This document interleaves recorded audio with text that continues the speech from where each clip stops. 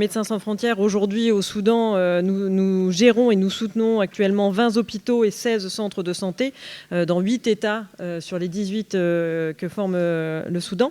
Et ce, grâce à nos 1600 employés soudanais qui travaillent alors qu'eux-mêmes sont victimes de ces violences, de la guerre et sont souvent déplacés eux-mêmes.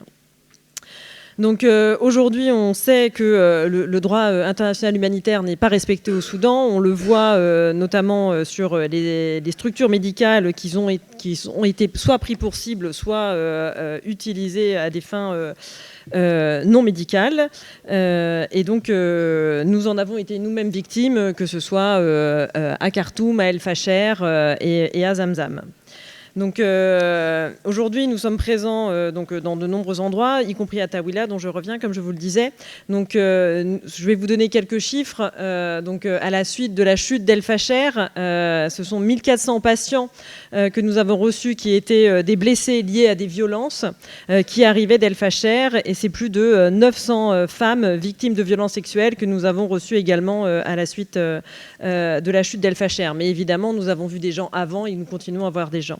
Mais aujourd'hui aussi, ce qui se passe au Soudan, que ce soit au Darfour et ailleurs, c'est qu'aujourd'hui, le système de santé est complètement décimé et les personnes sont évidemment victimes, en plus de ces violences,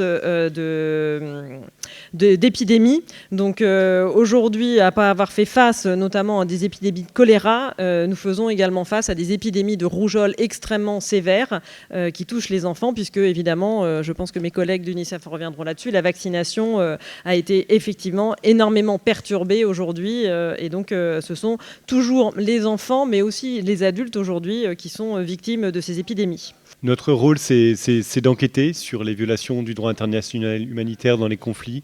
Et depuis le début du conflit au Soudan, avec mes collègues, nous avons interviewé des centaines et des centaines de témoins et de survivants des crimes de guerre et crimes contre l'humanité qui ont été commis au Soudan depuis le début de ce conflit.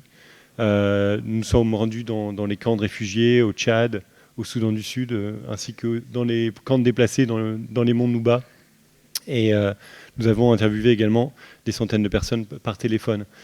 Je vais concentrer ma présentation plutôt sur les moyens que la France a d'agir aujourd'hui.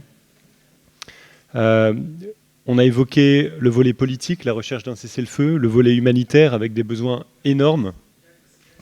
Mais il y a d'autres angles d'action que la France peut poursuivre aujourd'hui et qui nous semblent très largement délaissés, ou en tout cas qui sont des volets sur lesquels l'action internationale est très en deçà de ce qu'on pourrait attendre, étant donné la gravité des violations qui sont commises au Soudan.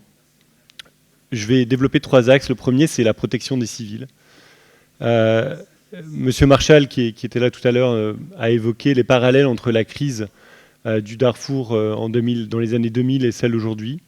Je pense que le parallèle s'arrête sur cette question de la protection des civils. Dans les années 2000, il y avait une mobilisation massive autour de cette question et la mise en place d'une mission de maintien de la paix hybride entre l'ONU et l'Union africaine, avec le déploiement de casques bleus qui ont contribué énormément à faire baisser la violence. Il y a un fossé juridictionnel énorme aujourd'hui au Soudan, puisque le mandat de la Cour pénale internationale ne couvre que le Darfour.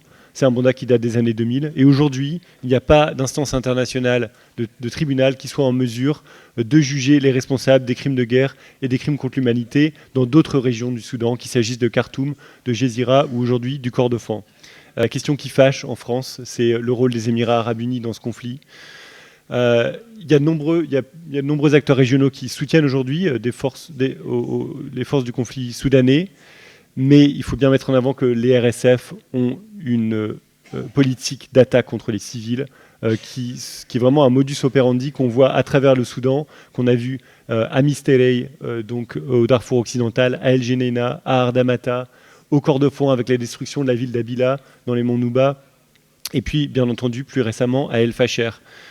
Ces attaques sont systématiques avec des meurtres, des pillages, des viols, et elle ne serait pas possible sans le soutien massif des Émirats arabes unis au RSF, notre organisation Human Rights Watch, mais d'autres organisations dont Amnesty International et certains médias ont documenté clairement au moins 3 cas de diversion d'armes occidentales, de détournement d'armes occidentales des stocks de l'armée émiratie vers les RSF, donc des munitions serbes, des munitions bulgares, et puis de l'équipement français fait par la Croix, qui équipe de l'équipement des véhicules blindés fabriqués aux Émirats arabes unis, qui aujourd'hui sont utilisés par les RSF.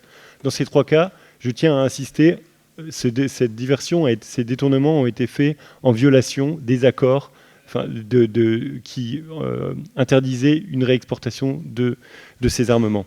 Rien qu'entre janvier 2024 et février 2025, 221 cas de viol d'enfants.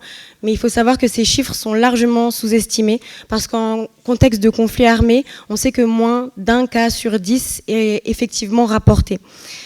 Parmi les enfants identifiés, près d'1 tiers avaient moins de 10 ans et plusieurs cas documentés confirment des viols, parfois collectifs, commis sur des enfants de moins de 5 ans, parfois même des nourrissons à peine âgés d'1 an. Ces violences se propagent dans des schémas qui sont assez récurrents. C'est lors d'incursions armées, des attaques de villages, pendant la fuite des familles également, et dans des contextes de contrôle territorial. Comme on l'a rappelé, les conséquences sont durables, qu'elles soient physiques, psychologiques ou sociales. Les enfants nés de viol, on l'a dit tout à l'heure, sont aussi victimes d'une grande stigmatisation. Je voudrais aussi maintenant mettre un point très très important sur la question de l'accès. L'accès pour les acteurs humanitaires au Soudan reste un facteur qui est aggravant et qui est majeur. Dans les zones sous siège, moins de 20% des enfants survivants ont pu bénéficier d'une prise en charge complète. Et on sait qu'en 2024, 60% des acheminements de l'aide de l'UNICEF ont été bloqués ou retardés. Donc évidemment, ça affecte directement la capacité à pouvoir protéger effectivement les enfants.